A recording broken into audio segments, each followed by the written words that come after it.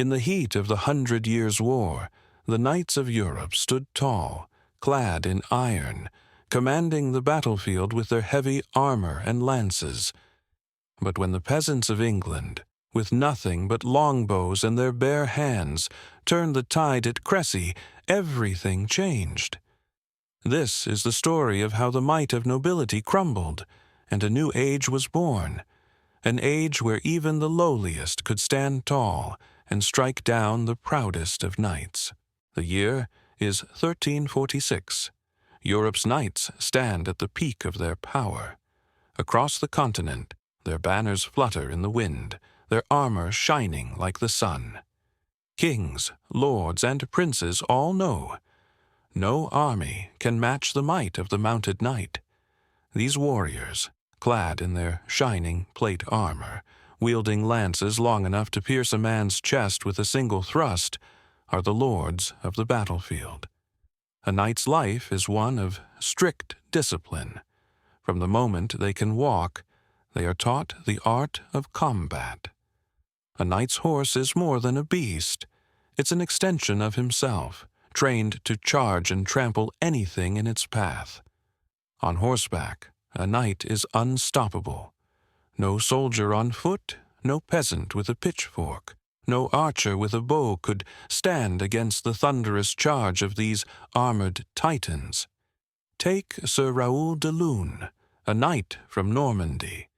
He wears his steel like a second skin, his sword gleaming in the light of the setting sun. His armor is worth more than most peasants will earn in a lifetime, but he does not care. He is a man of noble blood, his name written in the history books before he was even born. His world is one of glory, honor, and the certainty that no army, no matter its size, can defeat the French knights. The peasants, those poor souls who toil under the hot sun, know this well. They know that in battle, their lives are worth less than a knight's horse. They can only hope that the knights will take pity on them. They are the cannon fodder, the ones who die so that knights may live. A knight's armor, his sword, his horse, these things are the symbols of power. These things are what define a man. But what if everything you knew about power was about to be turned on its head? If you liked this story, don't forget to like it, subscribe to the channel, and leave a comment. Which moments from the story do you remember the most? Share your thoughts in the comments. Your opinion is important to us. While knights rode high in their gleaming armor, the fields below were filled with men, women, and children who never knew such luxury. The peasants, their hands calloused and their backs bent, spent every waking hour working the land. They had no horses, no weapons, and certainly no noble titles. Their existence was a grueling cycle of endless toil, harvest, plow, and repeat. Yet there was something more that the knights overlooked in their pursuit of glory, the fire that burned deep within the hearts of these forgotten men. Life under the oppressive rule of the nobility had grown unbearable. Lords took more than their share, demanding taxes and service with little regard for the hardship it caused. Their lands were vast, their castles fortified, and yet they relied heavily on the sweat of the common folk. Every harvest season, the crop yields were weighed, and the peasants were forced to surrender the best of their grain. Even the slightest hint of rebellion was met with brutal force. But rebellion was not what the peasants whispered about in the dark corners of their humble homes. Instead, it was a seed of something greater, an unspoken belief that one day their lives could change. The whispers began in the smoke-filled taverns, in the quiet corners of fields, and in the heart of villages that had known nothing but hardship for centuries. A new hope was rising, an idea that perhaps the power of the knights was not so unshakable after all. Among these peasants was a man named Thomas, a simple farmer from a village on the outskirts of England. He had spent his life tending to the crops of his lord, his hands stained with the soil of his field, yet his spirit was far from broken. He had seen too much, too many families torn apart by wars, too many friends lost to the endless demands of the knights. For the first time in his life, he felt a shift, an urge to break free from the chains of his station. Thomas wasn't the only one. Across the land, men and women who had known only oppression began to see the possibility of change. They weren't fighters, they weren't trained soldiers, but they had something more powerful: the strength of their numbers and the untapped will to fight for a future where they could decide their own fate. In the villages of England, a quiet revolution was taking place, though no one could have predicted the scale of what was to come. The peasants, in their daily struggle, were beginning to realize the power of a weapon that was as humble as the land itself: the longbow. It was simple, yet deadly, made from the sturdy yew tree, and capable of piercing through the thick armor of even the mightiest knight. The longbow was no secret. It had been in use for centuries, but its true potential had yet to be fully realized. Most knights dismissed it, ridiculing the idea of a mere peasant being able to inflict any real harm with such a weapon. After all, how could a common man with a simple bow and arrow hope to challenge the might of an armored knight? But the peasants were learning, and fast. Thomas, the farmer who had grown tired of being trampled by the nobility, was one of the first to take the bow seriously. In the quiet of his barn, when the day's work was done, he began to practice. His hands, calloused from years of hard labor, now learned the careful art of drawing a bowstring.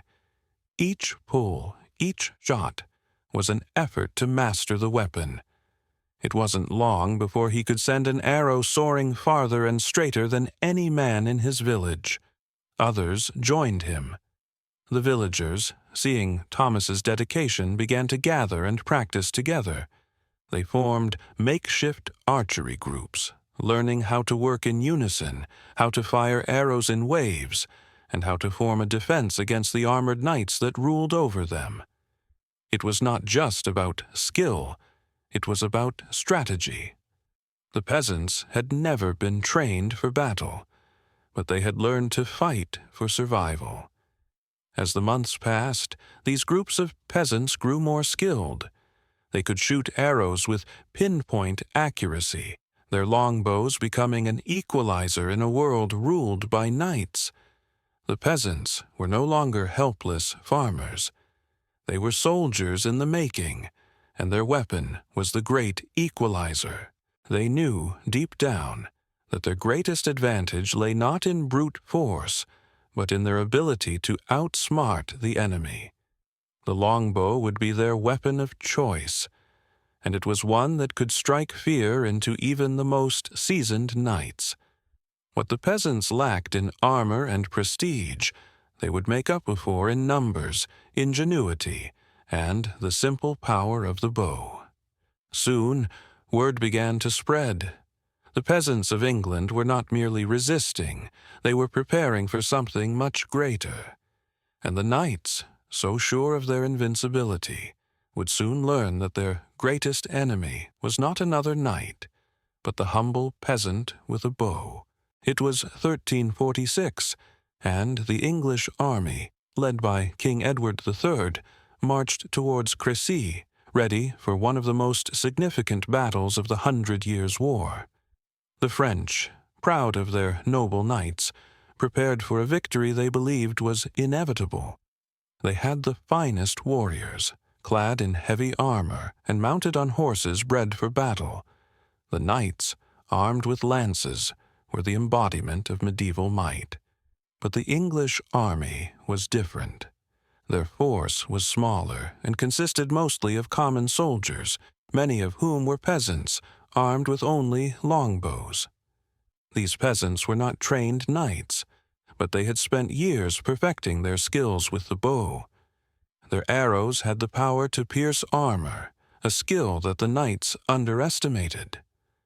As the French knights advanced, confident in their superior strength, the English archers stepped forward. With a single command, they released their arrows.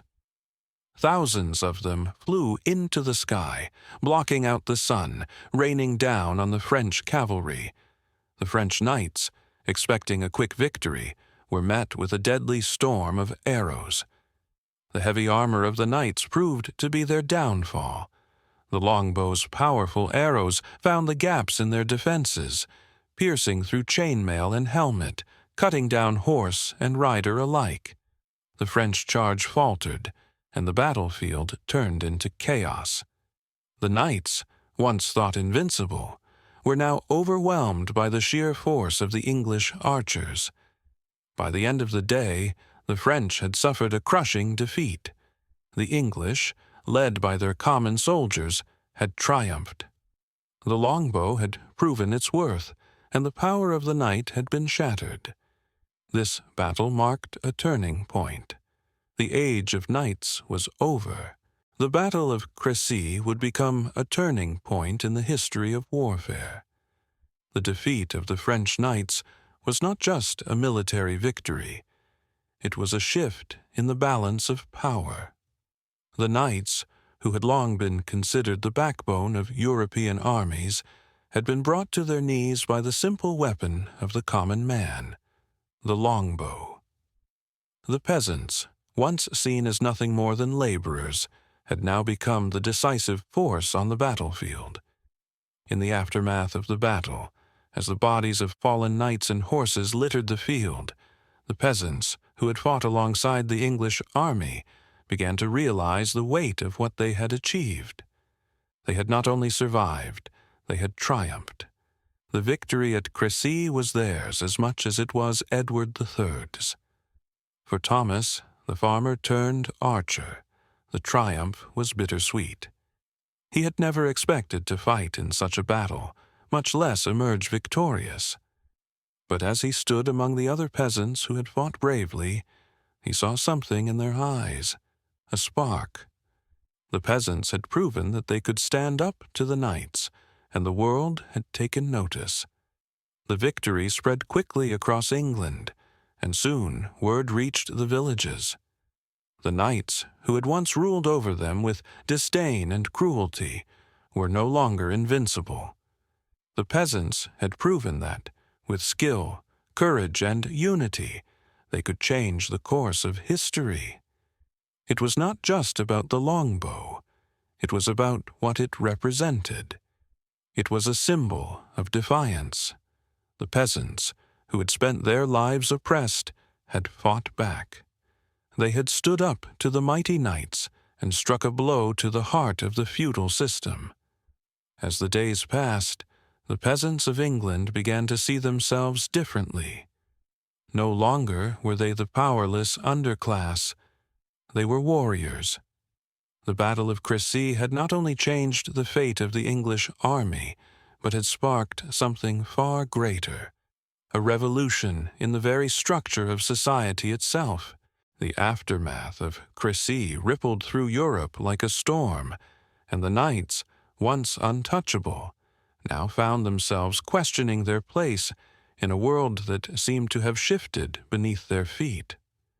The English victory was not only a military success, it was a cultural shock. The peasants, those whom the nobles had always considered inferior, had delivered the blow that shattered centuries of tradition. The nobility, particularly in France, could not accept the reality. Among their ranks, whispers of betrayal began to circulate. A knight who had once stood proud on the battlefield now found himself second-guessing his worth. Those who had seen themselves as the true rulers of the land were struggling to understand what had happened. The longbow had defeated their greatest strength, and they were left vulnerable, unsure of how to reclaim their dominance. Within the royal courts, the tension was palpable. French lords, once allies in the fight against the English, now turned on each other. The loss at Crécy had exposed their weakness, and in their desperation, they sought to find someone to blame. It wasn't just the English who were seen as the enemy. It was anyone who had dared to challenge the old order. Betrayal festered among the nobles. Those who had once been loyal to the crown began to seek power for themselves, whispering promises of rebellion to each other. The knights who had been defeated on the battlefield now turned their fury inward. They could not let go of their pride, and they began plotting against their own leaders, hoping to regain the influence they had lost. While the knights fought amongst themselves, the peasants continued to work, oblivious to the chaos within the noble ranks. The battlefield had proven that they were not helpless. They had a future where they could demand more than just servitude. As the nobles scrambled for control, the peasants silently began to reshape the social order from the ground up. The nobles' infighting continued, but in the midst of their chaos, the English army, led by Edward III, prepared for another campaign. The victory at Crécy had done more than just win a battle. It had shifted the entire balance of power in Europe. Now, the English were emboldened, and their peasants, who had played such a crucial role in that victory, were ready to face the enemy again. But this time, it wasn't just about defending their land. It was about building something new. The knights, despite their fractured unity, knew that the survival of their class was at stake. They could no longer rely on brute force alone. The longbow had proven its worth on the battlefield, and they now faced the harsh truth that they needed to adapt if they wanted to survive. It was a bitter pill to swallow for the once proud aristocracy. Many knights, disillusioned by the loss at Crécy, decided to abandon the battlefield, seeking power in other ways, through political alliances or backroom deals.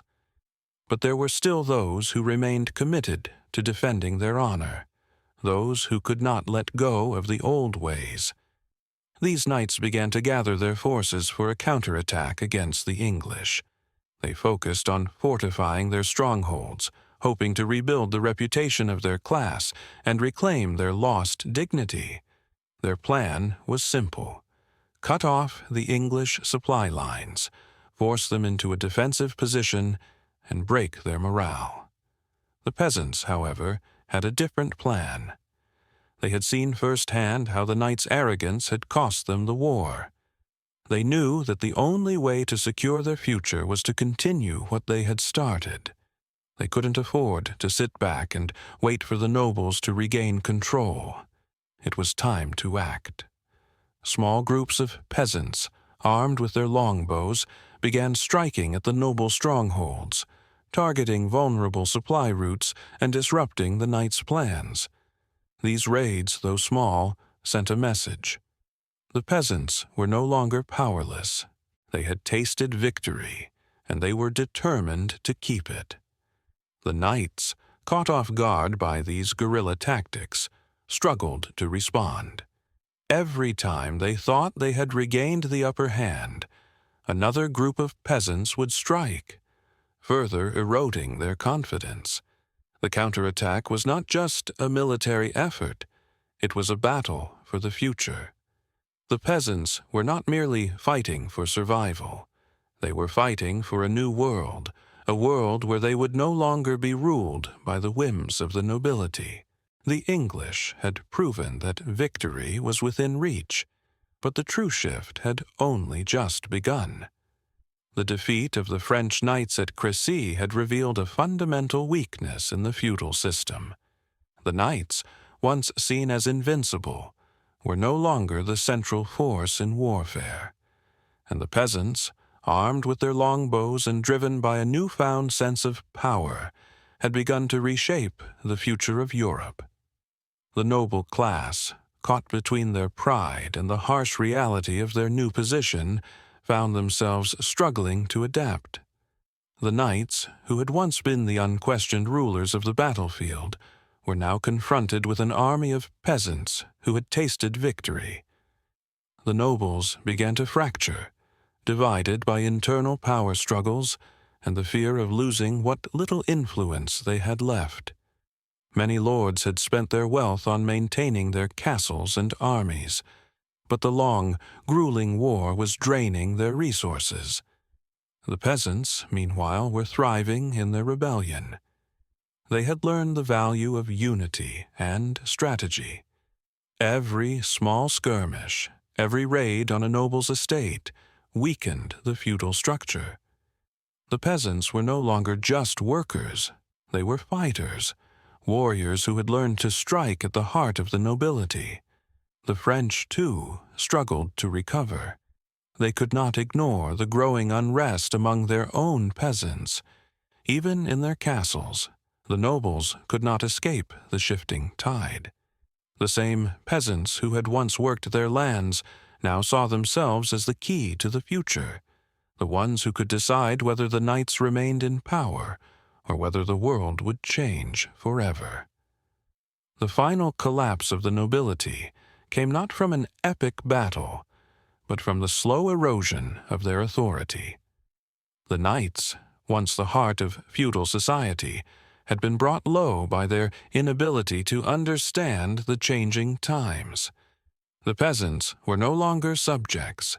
They were the force that had overturned an age-old system. The peasants had tasted victory, and they were not willing to give it up. As the knights scrambled to rebuild their crumbling power, the peasants organized. Small bands of archers, once scattered and disjointed, now formed a cohesive force with one common goal: to ensure that the old order could never return. They had fought once with desperation, but now they fought with purpose. The knights, still clinging to their armor and lances, struggled to keep pace. Their power had been based on the idea of noble blood, of hereditary rights, but the peasants no longer cared about such things. The battlefield had taught them that strength lay in numbers, in unity, and in the longbow. The peasants' tactics had evolved from random skirmishes to well-organized raids, striking swiftly and retreating into the shadows before the knights could retaliate. While the knights still controlled the castles and some fortified towns, their reach was growing shorter. The peasants began to target key supply routes, cutting off the lifeblood of the knights' strongholds. Every arrow that flew from their bows was a reminder that the power of the knights was no longer absolute. The peasants had learned to strike quickly, retreat when necessary, and adapt to the changing tides of warfare. Even the most powerful noble houses found themselves vulnerable. Their lands were being raided, their fortifications tested by small groups of peasants who knew the land better than their adversaries. They couldn't rely on traditional methods of war anymore. The cavalry charge, once a decisive force, was now ineffective against the relentless rain of arrows. The knights began to realize that their greatest weapon, their pride, was their undoing. It was clear now. The new war was not just about land. It was a battle for power, for control over the future of Europe. The knights fought to preserve a dying order, while the peasants fought for a new world, one where they were no longer bound by the old feudal chains. The war had long since stopped being about land or wealth. It had become about power, control, and the future of an entire social order. The knights, struggling to hold on to their fading authority, began to realize that their way of life was slipping through their fingers. The peasants had taken the upper hand in more ways than one.